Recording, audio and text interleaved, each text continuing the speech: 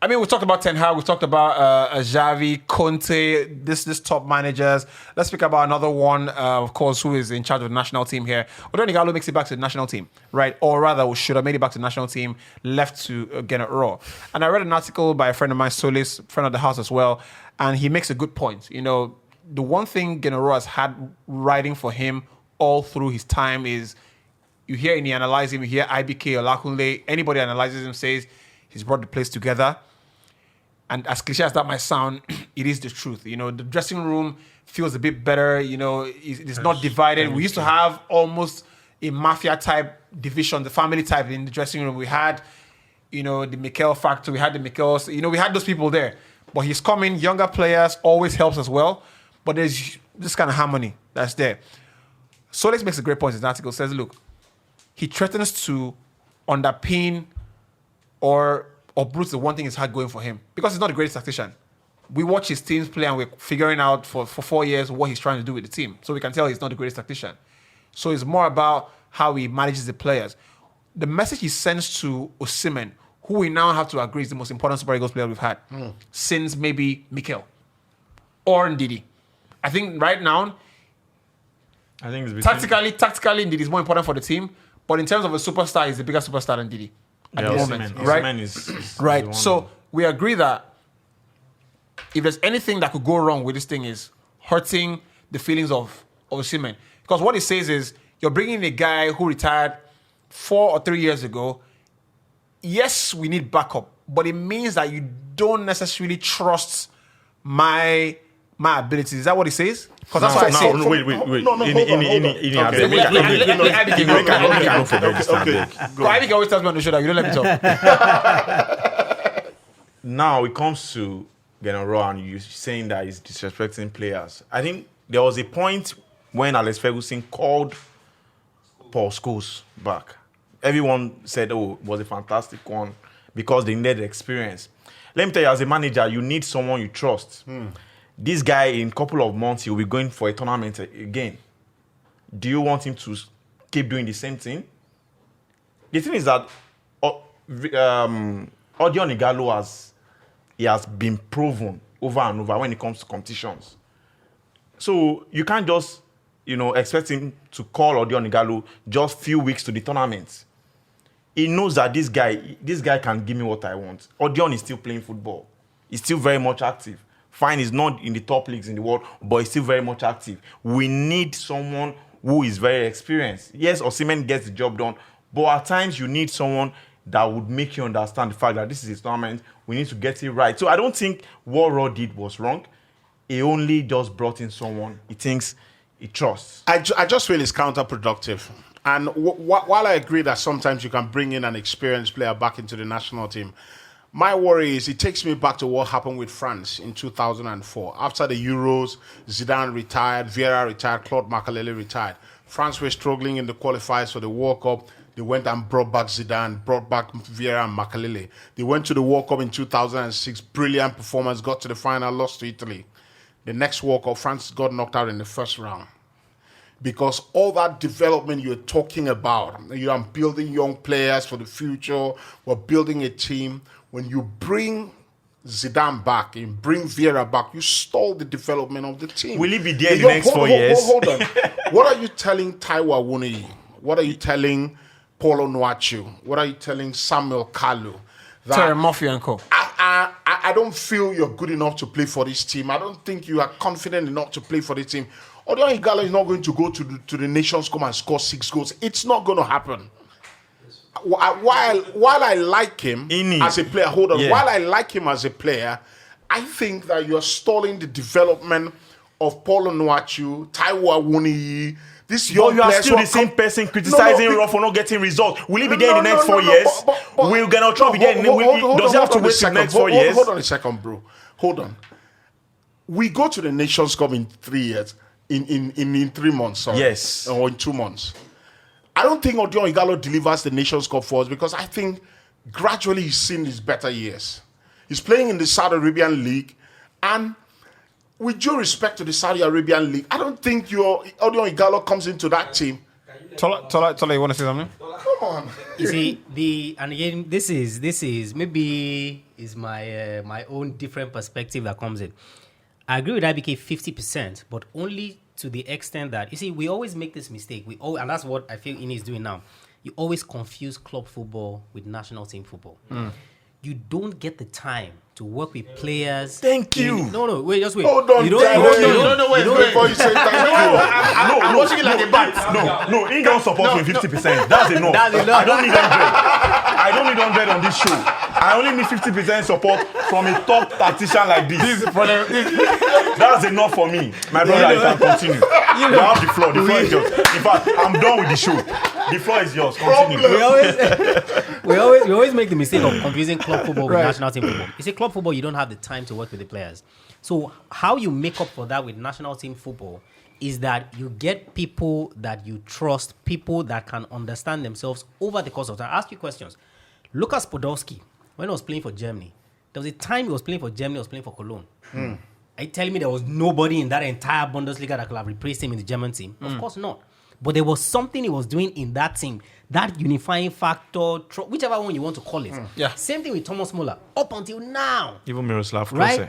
Klose as well. There are better players than these players who were playing. I mean, you can look at every single national team in the world.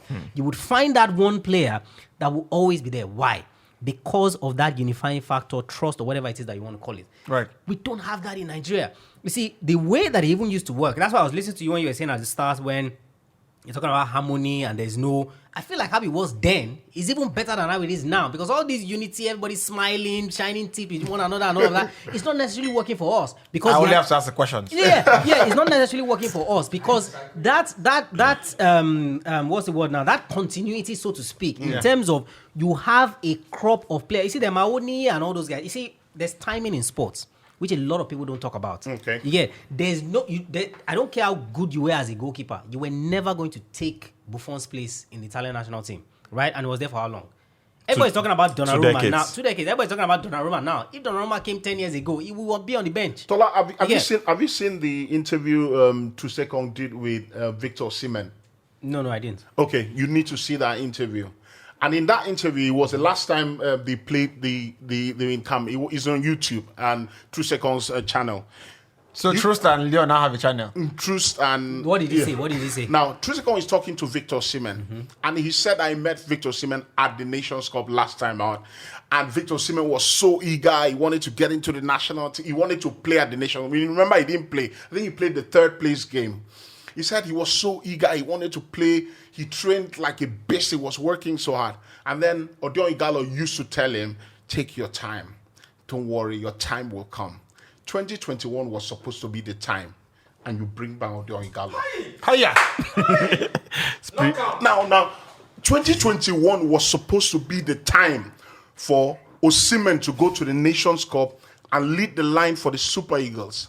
And then you go back to bring Odion Ighalo. I don't have a problem with Odion Ighalo, but I insist that you are stalling the development of this player. But you don't know his tactics. No, if it's 3-5-2. No, be only 3-5-2.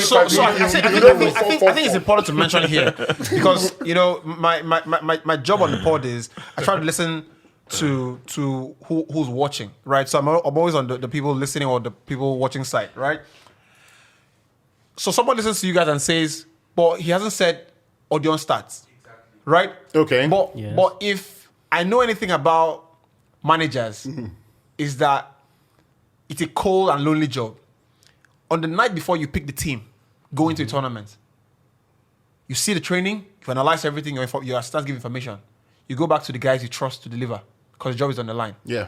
And whilst he has not said that Odion starts in the team, I feel like when push comes to shove, his trust will always be, I pick the guy I know. The guy I trust better. Yeah. Right. Good point. Why bring him here if I don't trust him? If I don't trust him. And that's my problem. I don't have a problem with bringing him into the team as a backup. No, I don't. Right. But like Ini mentioned, we have to. 2 weeks ago on this show, we spoke about making superstars. Right. Creating superstars, and we agree now that we have what can potentially be a global superstar on our hands in Osimhen. What message would it be to the rest of the world, Africa? So start off with that our biggest franchise player is not the, I like to say, it's not the god of the team. Yeah. Right. He's not the most trusted one. You could have said that about Drogba. Drogba was the first name on the team. Right. Was a you could have said that about even Kalu. So I'm saying that if we said that 2 weeks ago, I cannot sit down here and say that I agree with a move that in any way, shape or form, as we always say, underpins or undermines rather Osimhen's qualities. Are we here to get Nigeria to win, or are we here to create superstars? That's a valid question. Valid question. Because in is talking about, you're stalling Osimhen's progress. Stalling whose progress? We need Nigeria to win. I don't necessarily agree with You stalling get- progress. you get- no, we need Nigeria to win. We need Yes, Nigeria to win. but So, we can win wait. with Osimhen. No, we can win with Osimhen. But you see, the first and the starting point is Nigeria winning. You get, so this idea that is our biggest export, is our biggest this. You see, the only person that proves that, right, is Osimhen himself. The guy has not said Osimhen is not going to be in the team. Right? He hasn't said that. And like you rightly mentioned, Odion Ighalo can come. He can be, and now, let's get this straight. It's not like I'm canvassing for Odion Ighalo to be back. But you see, the point I'm making is that, you see, the national team comes first before any individual player and what they can potentially do. You see, and you see, all this is sentiment. It's only in Nigeria that sentiment takes the place of a lot of things. What will happen to Taiwo Awoniyi? What will happen to this person? What will happen to that person? It is Nigeria first. What would get us to win? That's the most important thing. Yeah. So every other thing that you're talking about, it is now up to that player to now show. And that's why I gave the Buffon example. Are you telling me that over those 2 decades, there weren't any Italian goalkeepers that weren't keeping better than him? They were. But the point is that when you looked at the overall unity of the team, what the Italians were trying to do, you were not going to unseat him in the team. Same thing happened with De Gea until he began to catastrophically mess up. Same thing happens for Germany as well. And catastrophically, like, no, okay, look, it's like it's getting. Yeah. So we now have to take it. I think that we have to make the balance to that conversation because Tola makes a phenomenal point, right? I don't still agree. I understand. You make a brilliant point as well. Right? What I'm saying, I think it's important to pick points from everybody, right? Yeah. You make a fantastic point as well. If everybody's making fantastic points, who is now? Who is talking nonsense? The idea that we constantly peddle, and it's one of the things I hate in football. I hate it so much when we say we have to allow a player to develop, right? At early tournaments, at competitive tournaments, you cannot put the development of a player, above the collective happiness of progress of the national team or a football club. I agree with that. Like Tola said, it is now maybe the kick up the backside for likes of Terry Murphy, for likes of Awoniyi to prove that. And to be fair, Awoniyi is doing great. How do you prove? My point is. Hold on a sec now. No, hold on. Odion Ighalo coming back to the national team will do one thing. It's either he's going to strike fear into the other players, say, I'm not going to get a chance. Or in actual sense, he's going to stop those players from having the minutes they probably want. Or let's say someone like Taiwo Awoniyi, I really like him. He goes to the Nations Cup. Yeah. And he's part of a team that has a striking option that has Odion Ighalo, has Kelechi Iheanacho, has Victor Osimhen. He knows at the start of that tournament, there's no chance I play in this tournament. No matter how hard I work in training, because from that interview I said with Osimhen, Trusekong said that Osimhen worked so hard in training during the Nations Cup. But we can see that he didn't get him anywhere because the manager has a preferred player. Why would you say he didn't get him anywhere? Now let me terms bring of appearances. Now let me bring that sports he's performance. actually bringing his emotion. Yes, you are. Let me bring the. Baba, I want results. You are telling me that development.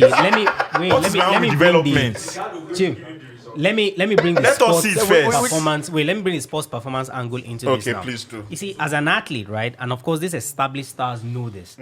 You cannot train for guaranteed results. You cannot say that Osimhen was working solely because he wanted to get into the team, and if that wasn't going to be guaranteed, then he was going to take a step back.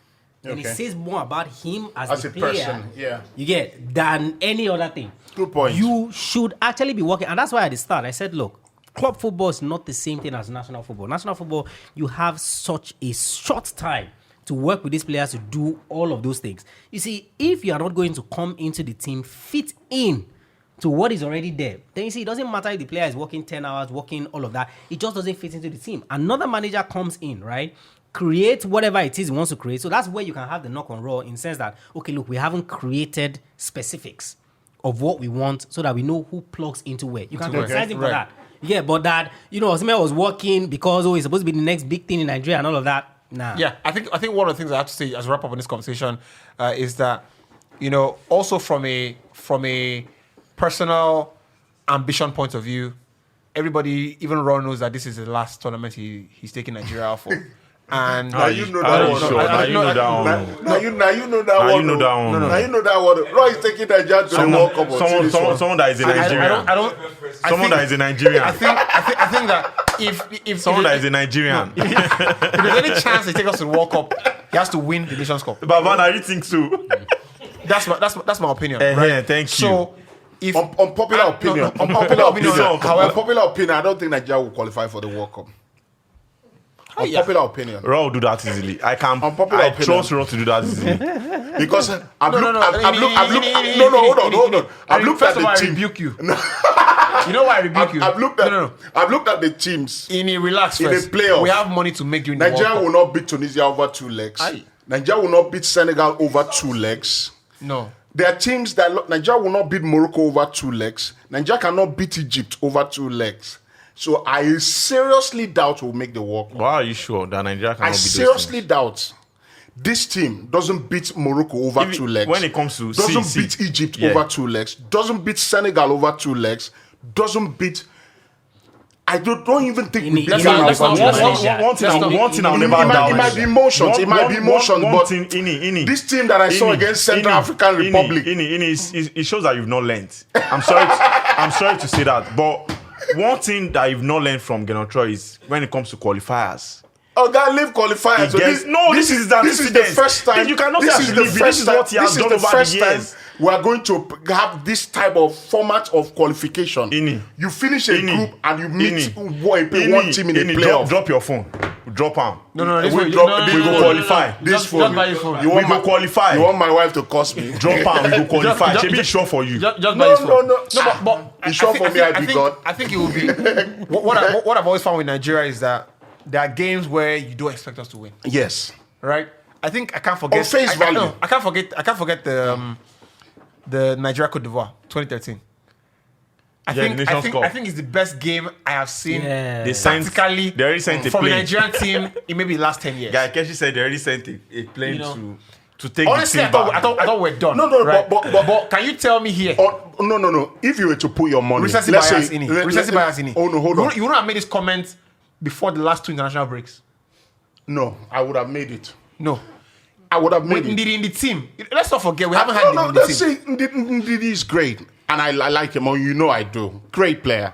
But as a team, I'm not confident that we can match up Morocco in a 2 leg. We don't need to match them, we need to beat them. No, I'm not even sure we can beat them over 2 legs. Let's leave that for another day. Okay, please. Right, so I think we've touched on a whole lot of topics. Hi there. Thanks for watching us on YouTube. Please leave a subscribe on the channel, The Hindsight Podcast, and also on Instagram at The Hindsight Podcast. It's the same on Twitter as well. Leave a like, a retweet, or a comment. We'll see you soon.